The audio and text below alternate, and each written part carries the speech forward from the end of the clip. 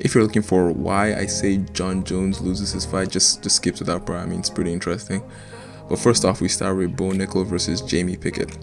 Looking at this fight, you can clearly see bonickel, new fighter, only 3 fights, whereas Jamie Pickett, I would say experienced in this business, but I wouldn't say he's maybe the best in this business. I say it's a good fight for bonickel to have, but because he's coming off with a lot of hype, 3-0, UFC contract, ready to be in the big stage. But I mean, don't be shocked. Jamie Pickett, he's not here to just be pushed over. I mean, he's not here to just come and be an easy one and leave. He's here to cause an upset, and I've seen him. I mean, in the conferences, in the the medias, I mean, he really wants to cause an upset. So I'd say don't be too surprised if anything funny happens. Looking at bonickel, of course, he's undefeated in his career. All of his fights, first round finishes. Very impressive. 1 by KO, 2 by submissions. That tells you, I mean, at least he's good on the ground, and he has knockout power. Not everyone has knockout power. He has that, so it's something to be interested about. Right now, bonickel has an 100% takedown accuracy, which tells you he has not failed to take a man down. Now, question is, can Jamie Pickett stop that? Right now, Jamie Pickett has 65% takedown defense, which tells you he has stopped it for a lot of people. Going to be interesting. That's going to be an interesting factor in this fight. Can bonickel take Jamie Pickett to the ground and keep him there? Something to look out for.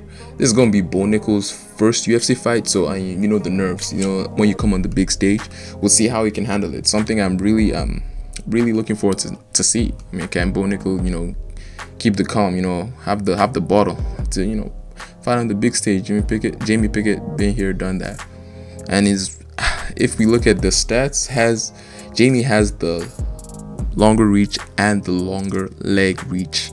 Leg reach is something I believe people should be looking out for more, because I mean, leg kicks, they can finish your cows. Just look at what happened in the corner Dustin Poirier fight. Leg kicks. I mean, even in Adesanya versus Paula Costa, leg kicks. I mean, people underestimate what leg kicks can do, but I mean, that has nothing to do with this fight for now, unless it does. So Jamie Pickett with 3-inch leg reach advantage and the 6-inch arm reach advantage. Wow, I'm telling you, Jamie Pickett isn't here to just be pushed over. Looking at bonickel's last fight, he won it in the first round with the triangle choke. I mean, he's only had 3 fights, but if I'm saying he's looking like a good wrestler, good wrestler. So his feet game, his punch game, that's gonna maybe fault him but I don't think it will. But okay, now let's look at Jamie Pickett. He's coming off 2 losses, not in the best mindset, I would say, because coming off losses, people take it 2 ways. Either I'm here to bounce back, or the memory of how you lost, coming back. Considering how Jamie is walking into this fight, I think he really believes he can stop bonickel hype. He just wants to end the hype right now. Looking at Jamie Pickett, 62% of his wins are by KO, and that is an impressive stat. I mean, he wants to take bonickel out, but in the UFC, he only wins by decision, which some can say good, some can say bad. I mean, you can say it's good. I mean, he knows how to get the points, what the judges want to see. So I put that on his advantage. Looking at his takedown accuracy, though, knowing that bonickel is a good wrestler, it's 36%. So I'm not sure Jamie's gonna take Bone down. If I'm to give Jamie a way of winning, I'm gonna say it has to be by KO. In his last fight, he lost in the second round by KO, and he was knocked down twice in the fight. So I wouldn't say he has the best chin, but in that fight, the positive is he had a pretty good first round. It was in the second round that things started going wrong for him, and in the first round he had more significant strikes than his opponent, and I would say it was a good first round. That's what I'll just put it that way. But in the totality of the fight, he was outstriked and he lost that fight. Now, looking at both of them, if I'm to go with a pick, I'm going bonickel because of the hype train. He three fights, 3 wins, all in the first round. People talking about you. He's a good wrestler. He's knocked someone down once. The only thing that goes against him is his reach and the leg reach. But looking at Jamie Pickett coming off 2 losses, I sway towards Bo, and I'm saying Bo with the second round finish. I don't know how he finishes him, submission KO, but I'm going Bo with the second round finish. Next we have the Gamer versus the Tarantula. Damn, I cannot pronounce that. Let's just call him JALINturner, as his name says. Looking at this fight, the Gamer more experienced. JALINturner, I'd say he's coming off impressive displays. Looking at the height, 5'10" to 6'3", 7.5 inches to 77 inches. Okay. JALINturner is I don't know. No. Pause. I ain't saying that. JALINturner has a very good advantage in terms of reach and height. A 7-inch reach advantage is crucial if you know how to, keep your fight at range, because it can be pretty annoying when you're trying to come in the inside, because you can easily take some bangs when you're trying to do that. So depending on how JALINturner keeps his range, that can be beautiful. And that leg reach, 46 inches to 39. Damn, it might be a long night for the Gamer. Now let's just take a look at their stats. Looking at the Gamer, he lost his first and last UFC fight, and crazy enough, those are his only 2 career losses in the UFC. He's only lost by decision, so you don't knock this man out. 43% of his wins are by decision too, so I mean, even though he's lost by it, he knows what is required to win by it too. If you ask me, looking at the Gamer all round, he's an all-round fighter. 33% of his wins by knockout, 24% by submission is very impressive. But the stat that just shouts to me when I see the Gamer, why I give him a chance in this fight, is that takedown defense. 90% takedown defense. It is hard to take this man down. But on the flip side, he has 31% takedown accuracy. So although maybe he is not the best at taking people down, he's hard to be taken down, which is still very positive for him. In his last fight, he lost by unanimous decision to a better fighter, if you ask me. I mean, and in that fight, he was knocked down in the 3rd round. But I mean, give him credit. He stood back up, kept his bottle. He didn't lose by TKO. He absorbed double the amount of strikes he threw and had 4 takedowns. He had given 4 takedowns and suffered none. So that practically puts his 31% takedown accuracy in the trash, considering his last fight he had 4 takedowns and absorbed none. But absorbed none, yeah, the 90% takedown defense, yeah, what do you expect? So that's on the Gamer side. Now looking at JALINturner, he's currently on a 5-fight win streak, feeling good. 69% of his wins by knockout, 31% by submission, and he's never lost by decision. His takedown accuracy, 80%, takedown defense, 78%. Pretty good. Looking at that, I would not be surprised if he manages to destroy the Gamer's 90% takedown defense. It just makes that look like trash, because JALINturner is good. He is good. In his last fight against Brad, he won by round 1 submission. In fact, that won performance of the night, if I'm not mistaken. I believe, yeah, it should have won performance of the night. And I mean, he only threw 3 significant strikes. Quick fight. I mean, I won't say quick fight, but 1st round finish, it's a quick fight. Looking at both these people, I have no option to go on JALINturner. More reach advantage, more leg reach advantage, taller, coming off 5 wins, whereas the Gamer is coming off 1 loss. As I said, it's also a mental game. Knowing Jalin's ability on the ground, and even though he's good on the ground, 69% of his wins by KO, you gotta give him something. And I'm expecting him to have a good performance. And unfortunately or fortunately for who's listening, I'm going with JALINturner, 1st round finish. I don't know if it's by knockout or TKO. 1st round finish. Bold claim. Next we have Hands of Steel versus the Nomad. Interesting, very interesting. Looking at their records, I'd say fairly the same amount of experience. The Nomad with 2-inch height advantage, 2-inch reach advantage, and a 1-inch leg reach advantage. So I mean, he's favored on that side.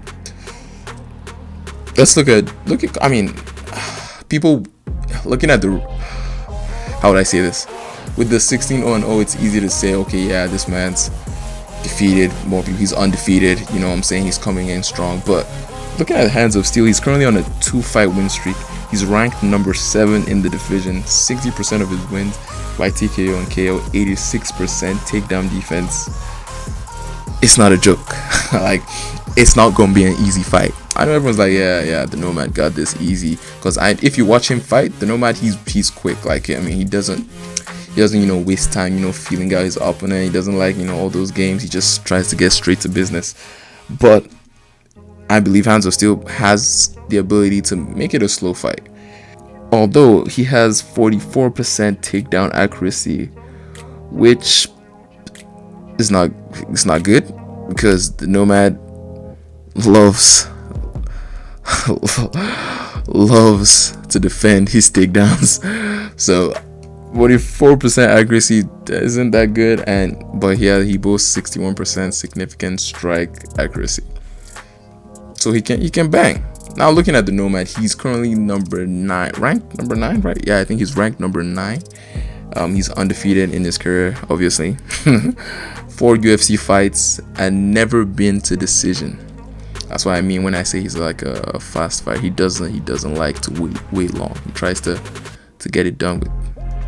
He's an all-round fighter. 50% of his wins by TKO, 50% by submission. You don't know what's happening. You don't know what's coming. Now this is the stat that's scary. He has 100% takedown defense. Damn. That is impressive. Because trust me, a lot of fighters today want to take you down. They want to take you down and just have that advantage. Get the judges to make it seem like they have control of the fight. So having 100% takedown defense is impressive. With 50% takedown accuracy, wouldn't be surprised if this fight goes on the ground early, like first round, maybe 1 minute in. I won't be surprised if it's on the ground. Looking at both of them, Nomad also has 9 first round finishes. That's what I said. He likes it quick. Now I know it seems like I'm going to the Nomad, but Hands of Steel still brings a lot to the table. Although I'm going with the Nomad second round submission. It might come earlier, but I don't think this is going to decision. I honestly don't think this is going to decision. If I'm to bet, second round decision to the Nomad. The reason I call him Nomad, I don't want to destroy his name. That's just the truth. Next fight. Now we're with Valentino versus Alexa. I made a video on this fight, so I'd suggest you should go, just go give it a watch. I mean, I broke it down more over there, and I don't really want to just repeat myself. So I'm just gonna say the some things that maybe stand out. I'd say Valentina. I don't know if I spelled it right. Shevchenko. Let's just go with Shevchenko. Shevchenko is a crazy good fighter. So is Alexa. She's number 6 in her division.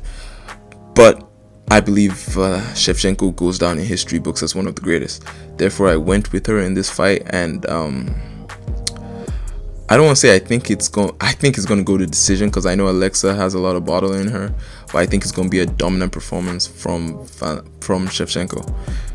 Interesting fight. I suggest you watch it. Probably going to be very interesting. I wouldn't say it's going to be fight of the night, but it's going to be interesting. And last but not the least, Jon Jones versus Cyril Gane. Bon Gamin. Now, this is why Jon Jones is going to lose this fight. Cyril Gane has quick feet. He's a special type of fighter, considering how heavy he is. I mean, in this division, a special type of fighter. If you ask me, I think Cyril Gane is going to be one to watch in the future. Cyril Gane has only lost once in his UFC career, and that comes to Francis Ngannou. Nothing bad about that. I mean, Francis Ngannou, very heavy hitter. I mean, I even spoke with some of my friends about Cyril Gane in that fight, and honestly, they said he's shown improved wrestling and improved takedown defense. Considering his takedown defense is currently 56% success rate, that fight showed me that, I mean, he's ready. Although I'd say his chin is it can be tapped. Looking at what Tai Tuivasa did, I don't remember the round, but he tapped it, and he went down. With the more technical fighter, that would be a problem.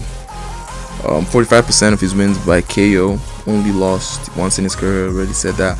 He has 60% strike accuracy. And if I'm being honest with Gamin, if not for Jon Jones and Francis Ngannou, he would be the top dog. You know, Francis Ngannou gone now for now, I'd say, and Jon Jones return. That of course that stops that. So I would say I'll give him number 2 in the game, because Jon Jones deserves the respect. He I mean, he's in the argument for the greatest of all time. So of course he's gonna have his respect. Looking at Bongamin's last fight, it was a very dominant performance. I'd say outstrike Tai 4 times the amount than he absorbed. And if I'm to give a problem with Bongamin, I'd say he got tired against Francis, and Francis isn't one to, you know, have the biggest gas tank. So that's a big point in this fight. Now Jon Jones, yeah, I got you. Why did I say Jon Jones losing this fight? Cap. I was just capping. Yes, if you're here, I got you. I pulled you in. Yes, you're watching the video. Thanks. So Jon Jones, to me, technically undefeated. His only loss, it was a disqualification, an elbow, illegal elbow. But so to me, Jon Jones technically undefeated. 38% of his wins by KO, 38% by decision. He has a 95% takedown defense accuracy, which means if you're taking this man down, I mean, it's gonna be difficult. Look at his fight against DC. Both fights, impressive. Dominant, if I might say. 58% striking accuracy.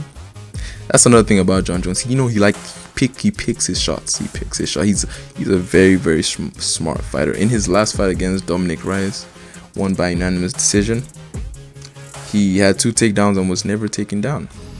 And honestly, another dominant display. Some would say he was playing with his food. Just some would say that. And I heard Jon Jones speak about the fight, and he said this is going to be an endurance battle. That although he's come up in weight, he believes he backs his ability to go the distance. And he talked about, you know, Cyril Gane's fight against Francis Ngannou, where he failed to, where he got tired basically, and believes this is going to be an important factor. I agree with that because Francis Ngannou is known for his strong ass punches, but not his gas tank. So pretty interesting. Now looking at both of them, both 6'4". Jon Jones 3.5-inch reach and 3-inch leg reach. Oh my god, that is such a big factor in this fight. Jon Jones leg kicks. I'm wondering how Cyril Gane is gonna take it and also give it, because I know he loves a leg kick too. But with the 3-inch reach advantage, it's gonna be something to watch out for. I'd see that happening. And honestly, this is Jon Jones' return. I'm expecting a very dominant Jon Jones. I know I backed Cyril Gane at the beginning. I know I made you think that. I believe Cyril Gane is still gonna, even if he loses this fight, he's still gonna be one to reckon with. He's still gonna be dominant against other fighters in the division. But I think Jon Jones finishes this fight with an impressive performance. I do not think this goes to decision. I would be surprised if it did. That's now saying that does not mean Cyril Gane's not gonna be impressive.